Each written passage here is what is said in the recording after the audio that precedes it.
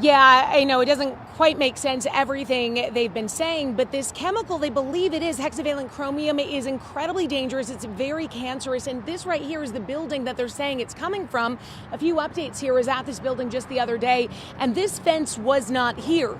The sump pump you could see coming from the basement. This container just behind the fence is holding the chemical that they were sucking out of the basement. So the other day, there was no fence, there was no sign. As you can see, a fence now, and it says danger restricted area. So we're really happy to see that there is some better security. The other thing you're going to notice is on I-696, just over there along the side of the road, you're going to notice a container that looks similar to the one I just showed you.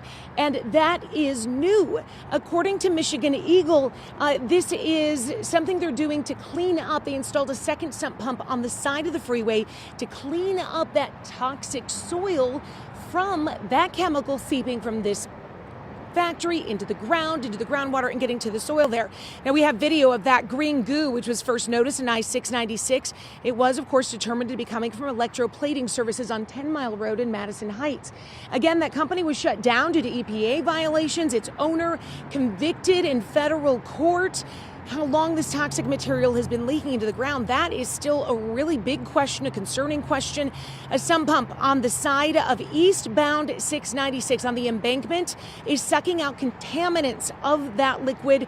It's putting it into a tank. It looks like a semi-trailer truck on the shoulder of the highway. So right now, the right lane and shoulder of 696 heading eastbound are closed at the Cousins exit, and protective barriers have been installed. The off-ramp to Cousins from eastbound 696 is also closed. The service drive is closed. Several side streets are closed. They really have this area locked down and secure to make sure that no one gets any closer to this chemical than they need to. All right, Jen, I know you've been really invested in this. You've been filing FOIAs, trying to get more information. What are the next steps? Do we know if anyone's going to be held responsible? Yeah, so what they've been saying all week long is that they want these test results that we're expecting today to confirm that this is indeed the hexavalent chromium, that same toxic chemical they based an entire movie on, Aaron Brockovich, that major case out of California. Once they get that test result to confirm that that indeed is the chemical, they said then they will be able to continue with an investigation. They'll be able to continue formulating a plan to not only fix this problem, but to hold somebody accountable and try to prevent this from ever happening again.